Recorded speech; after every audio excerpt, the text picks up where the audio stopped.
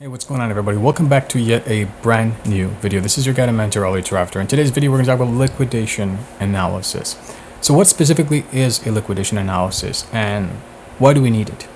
So for the most part, a lot of people are paying high interest debt. A lot of people are stuck between a hard place and a rock when it comes to high levels of payments they're making towards credit card companies.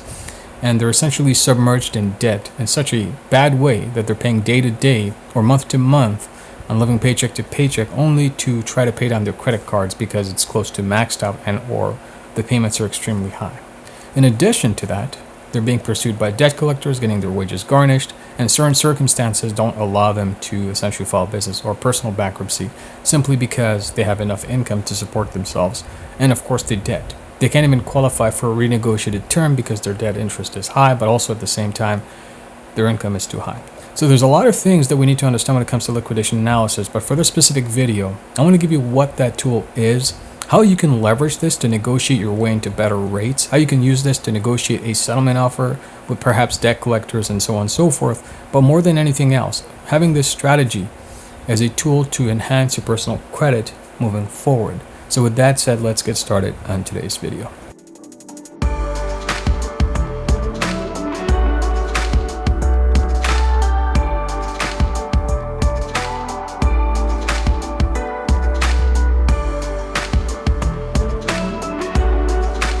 Before we begin, we need to talk about settlements, why we talk about restructuring your personal debt, why we talk about certain situations where you need to have something called a liquidation analysis. So what exactly is a liquidation analysis?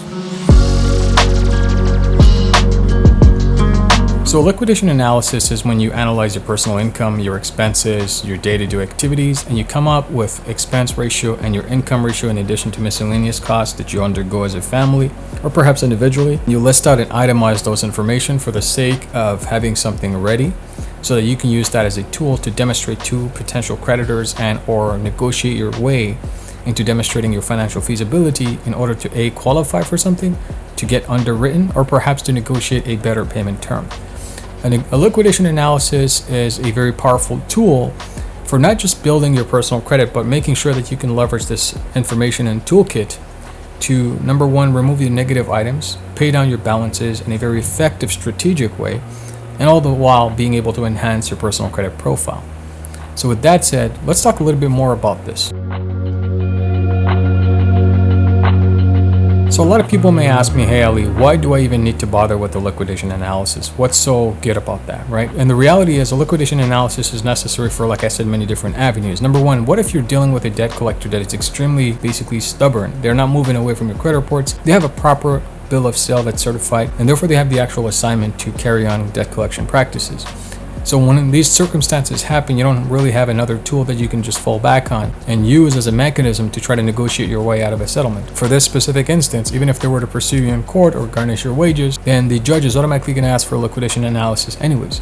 So before we even get to that part where you have to go through legal costs and so on and so forth, pay for the attorneys and whatever, a liquidation analysis is necessary. So that's one of the biggest reasons why you probably want to use one is preventive litigation, right? Before you actually go to court, prevent it before even happening in the first place. But what other reasons would you want to use a liquidation analysis? The other way is essentially use this as a mechanism and a negotiating tool to say, hey, I can afford more. Right? When you're doing a reconsideration, for example, there's a lot of people think they just get on the line and they get approved. The reality of the matter is it's not just about getting on the line and getting approved and saying, look, can I submit additional information or documentation that might look at the circumstance a little bit differently with the real framework of my financial report, right? Which is a liquidation analysis. This helps you negotiate better rates, but also you might get approved just by simply having a presented documentation that clearly articulates your income and your expenses. So those are one of the best ways to actually use your liquidation analysis, and I think you should absolutely use it if you have the ability to do one. Let's move on to our next point. So let's discuss on how to conduct your own liquidation analysis. The first thing you need to do is you need to come up with proper pay stubs. You have to have accounting, circumstances where you're very clear about your income, how much you made, household income, that is not just your personal. In addition to that, you have to list out all your expenses on a month-to-month basis, including unforeseen, perhaps under category of miscellaneous. The reason why this is necessary is because now you're articulating exactly what's happening, the flow of every month, what the buffer is, and so on and so forth. From that perspective, right, you can have a presented document that you can notarize, have it certified to be truthful. In addition to that, use that as a leveraging mechanism moving forward to A, prevent any type of debt collection practices on an aggressive level, or B, negotiate it using this specific financial toolkit to get A, better rates, lower payment terms, and perhaps negotiate a way into underwriting, which otherwise you would have been denied. So that is exactly how you conduct a liquidation analysis. So I'm going to encourage you guys to listen to this very carefully because that is one of the most powerful tools you can use. With that said, let's move on to our next point. There's a couple of things we need to understand, mainly two when it comes to conducting a liquidation analysis. One, we're looking for buffer, and a buffer is basically a conducting of a liquidation analysis that demonstrates you have more cash available to play with in order to A, pay down your credit cards, to perhaps start to save a little bit to create a settlement sum, or to essentially invest on the side. So that's what we call a buffer. The second term we need to get familiar with is called cash flow.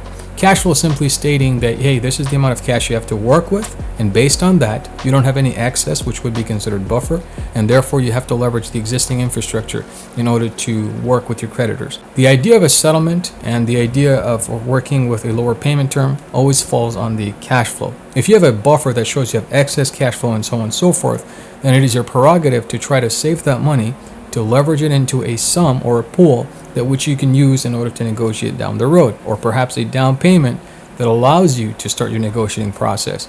So this is why you need to have those two mechanisms. These two vehicles are extremely important and absolutely necessary. So I would strongly encourage you to do that. Okay, so with that said, let's move on to our final point. So our final point here is using your liquidation analysis as a liquidation and settlement or negotiating tool. This is one of the most important resources that you have when it comes to looking at your credit card companies and trying to assume a lower payment term. Especially when you're paying high interest rates, what's happening is your financial sum that you're paying every single month is going towards that massive interest payment. So if you look at credit card companies, they actually offer something called a balanced liquidation program, which kind of matches towards the liquidation analysis. What this simply means is if you're paying way too much, there's literally no use for that credit card anymore, and you just want to save some money, then you can actually close that account down so long as you have a proper liquidation analysis, and they'll put you in a very low monthly payment term. It's a fixed term for about 4 to 5 years that actually helps you pay down the entire balance while preserving the institutional and banking relationships with your existing creditor. This is a positive way of reducing a cost to your monthly bills. The other way is to settle that debt, but the problem with that is it'll reflect on your credit report as a negative remark because it's going to say paid for less than what the amount was owed. And that's going to carry over, especially with the new FICO 10 and FICO 10T that is. So with that said, I'm going to strongly encourage you guys to conduct your liquidation analysis. Use this tool as a mechanism to negotiate debt. Also to use it to veer off your debt collectors from actually pursuing you legally if you have the ability to do so. But more than anything else, use this as a tool to build more financial confidence, your wealth, and structure around a budget that helps you establish a stronger FICO score by simply using the liquidity and the available buffer you already have so that you can use it very intelligently.